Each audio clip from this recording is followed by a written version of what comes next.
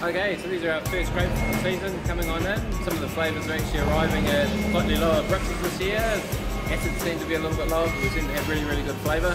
So this is the beginning of vintage 2013.